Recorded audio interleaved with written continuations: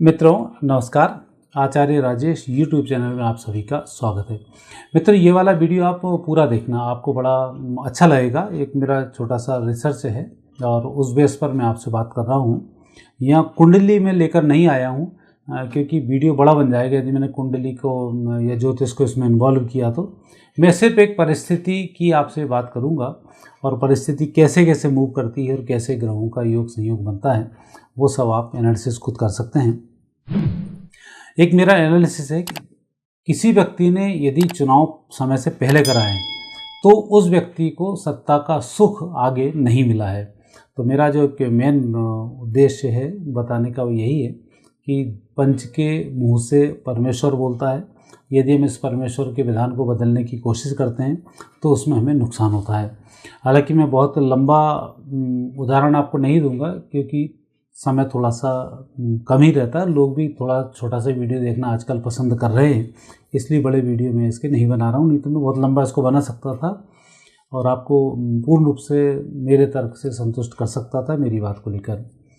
अब हम बात कर रहे हैं कि क्यों ऐसा होता है कि व्यक्ति चुने हुए लोगों को हटाता है और उसके बाद उसको बहुत अच्छा सुख प्राप्त नहीं हो पाता है।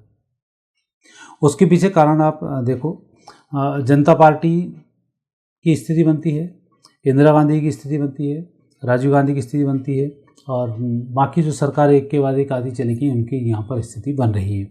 तो हम खाली जनता पार्टी की जो सरकार थी 1974 के आसपास, उससे ही हम बात करें तो ठीक होगा। जैसे ही जनता पार्टी की सरकार जीती, इंदिरा गांधी जयप्रकाश नारायण से टकराई।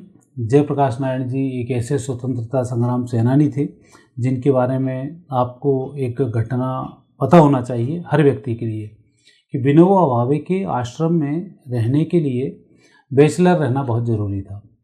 जयप्रकाश नारायण वहाँ पर रहते थे और नियम से वो कार्य करते थे। भारत की स्वतंत्रता के लिए बहुत कुछ उन्होंने किया है और एक समय तो ऐसा था कि जो एक आंदोलन उन्होंने चलाया था, आंदोलन पूरे भारत में बहुत तेज़ी से चला और अंग्रेज सरकार के हाथ पैर कांप गए थे। और जब जयप्रकाश नारायण अरेस्ट हुए थे तब पेपरों की हेडलाइन थी इंडियन माइंड अरेस्टेड। तो ये एक बड़ा उनका कितना विचित्र माइंड रहा होगा कि ब्रिटिश सरकार को उनके बारे में ये कमेंट्स पास करने पड़े। जब उन्होंने शादी की और शादी करने के बाद विनोबा भावे के आश्रम में वो आए परमिशन मांगने की, हम लोगों को परमिशन दे दो इसके लिए। विनोबा भावे का मेरे आश्रम का नियम है कि यहाँ बैचलर ही रह सकते हैं। उसी क्षण उन्होंने अपनी पत्नी से राखी बंधवाई, दोनों भाई बहन के रूप में उस आश्रम में रहना शुरू किए। और ऐसे कद्दावर व्यक्ति, ऐसे ईमानदार व्यक्ति, ऐसे संतुष्ट व्यक्ति से इंदिरा गांधी जब टकराई तो आपने देख लिया कि मटिया मेट हुई। उन्हीं का एक नारा था, सिंहासन खाली करो कि जनता आती है। जनता पार्टी की जैसे ही सरकार बनी तो सबसे पहले जनता पार्टी ने एक काम किया कि कुछ ही समय में बाकी की जितनी और सरकारें कांग्रेस की पूरे भारत भर में थी, सब सरकारों को उन्होंने गिरा दिया अपने अधिकारों का उपयोग करते हुए। नतीजा यह हुआ कि ये जनता पार्टी की सरकार 5 साल तक नहीं रह पाई। फिर चुनाव हुए। उस चुनाव के बाद इंदिरा जी फिर पूर्ण बहुमत से विजय श्री को प्राप्त हुई और इंदिरा गांधी जी ने फिर वही काम किया जो जनता पार्टी ने किया था कि जैसे इंदिरा गांधी आई वैसे उन्होंने जनता पार्टी की सरकारों को जहाँ जहाँ थी उनको उन्होंने गिरा दिया। नतीजा यह हुआ कि उसके बाद इंदिरा गांधी प्रधानमंत्री जरूर बनी लेकिन अपना कार्यकाल वह पूरा नहीं कर पाई और उससे पहले उनकी हत्या हो गई। उसके बाद हम चलते हैं, फिर चुनाव हुए, राजीव गांधी पूर्ण बहुमत से सत्ता में आए, सत्ता उन्होंने अच्छी चलाई। फिर बीपी सिंह जी आए। बीपी सिंह जी ने बफोर्स तो ऊपर जिस तरीके के राजीव गांधी के जो भ्रष्टाचार थे उन सबको उसने उजागर किया और राजीव गांधी को सत्ता से उन्होंने बाहर किया। राजीव गांधी जब सत्ता से बाहर हुए तब बीपी सिंह ने भी फिर उपद्रव करने शुरू किए, कहीं मंडल कमंडल, उस तरीके की जो एक उनके षड्यंत्र होना चाहिए राजनेताओं के, वो षड्यंत्र उन्होंने करने शुरू किए और अंतोकतवा स्थिति ये हुई कि उनकी सरकार भी बहुत अच्छे समय तक 89 से 90 तक वो सरकार रही और फिर ये कुछ नहीं कर पाए। इसी बीच में कांग्रेस ने फिर, राजीव गांधी ने इनके लगभग 64 के लगभग सांसद तोड़े और चंद्रशेखर को वहाँ पर सरकार बनवा दी और ये सरकार को यहाँ से गिरवा दिया। चंद्रशेखर जी की बनाई हुई सरकार, चंद्रशेखर जी पहली बार ही कोई मंत्री पद ग्रहण किया और वो भी सीधा प्रधानमंत्री पद ग्रहण किया और सरकार बहुत अच्छी चल रही थी। लेकिन उसी चलती हुई सरकार को राजीव गांधी जी ने चंद्रशेखर से फिर हाथ खींचा और सरकार को गिरा दिया और सरकार को चुनाव की आड़ में धकेल दिया। नतीजा ये हुआ कि उस चुनाव के बाद राजीव गांधी प्रचार के दौरान मारे गए, फिर उनकी हत्या हुई और उसके बाद जो फिर सरकार बनी, फिर कांग्रेस की यहाँ सरकार बनी। नरसिम्हा राव जी उसमें फिर प्रधानमंत्री बने और सारे उनके कार्यकाल चलते रहे।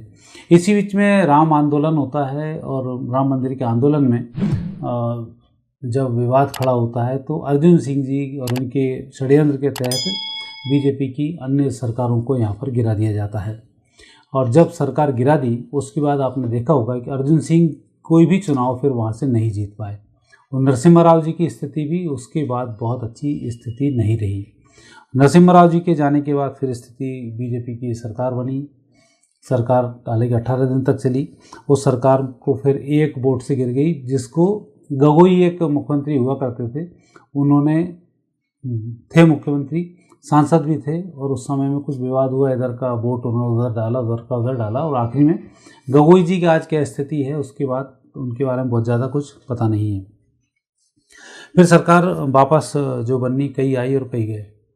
कुछ बीच में देवगौड़ा जिन जिन की किस्मतें फटाफट पीएम बनने की थी उस समय में कई लोगों को फ़ायदा मिला और फिर 98 में पुनः प्रधानमंत्री बने अटल बिहारी वाजपेयी जी और उन्होंने सरकार बहुत अच्छे से चलाई। 98 में बनने के बाद अटल बिहारी वाजपेयी का अच्छा जलवा चल रहा था, सारे काम चल रहे थे, परंतु वहाँ पर कुछ उतावले नेताओं ने फील गुड एक फैक्टर फैलाया और उस फील गुड के चक्कर में समय से पहले चुनाव करा लिए, 5-6 महीने पहले चुनाव करा लिए। नतीजा ये हुआ कि आपने चुनी हुई सरकार को खुद ही गिरा दिया और अल्टीमेट आपको उस सरकार से हाथ धोना पड़ा और फिर वो हाथ आपको 10 साल तक ऐसी स्थिति यहाँ पर बनी रही और फिर उस फील गुड से ये नहीं उभर पाए। बीच में स्थिति कई राज्यों की भी ऐसी बनना शुरू हुई, जैसे मध्य प्रदेश में बीजेपी की सरकार बन गई। 2003 में जैसी सरकार आई, उमा भारती ने यहाँ की जो नगरीय निकाय हैं उनको भंग कर दिया, तो उमा भारती भी फिर पूरे 5 साल तक नहीं रह पाई, उनको भी यहाँ से हटना पड़ा। तो ऐसे कई सारी चीज़ें यहाँ बनी और ये लगातार गिरती चली गई। तो कहने का तात्पर्य मेरा, इतनी बात तो मैंने एक शॉर्ट में आपको बताई क्योंकि वीडियो लंबा होगा और आपको भी तो उसमें आनंद नहीं आएगा। जो मैं कहना चाहता था वो संदेश मैंने आप तक पहुँचा दिया कि पंच के मुँह से परमेश्वर बोलता है और जब हम परमेश्वर की बातों को इग्नोर करते हैं तब हमारे साथ नेगेटिव स्थिति इसमें बन जाती है। तो मित्रों, मेरा ये एनालिसिस था। इस सरकारें यदि कोई पहले से कुछ काम करती हैं, पंच के मुंह से परमेश्वर जो बोलता है वो बात बिल्कुल सही प्रतीत होती है और उसके यदि तोड़ने का प्रयास किया जाए तो नुकसान की स्थिति यहाँ पर बन जाती है।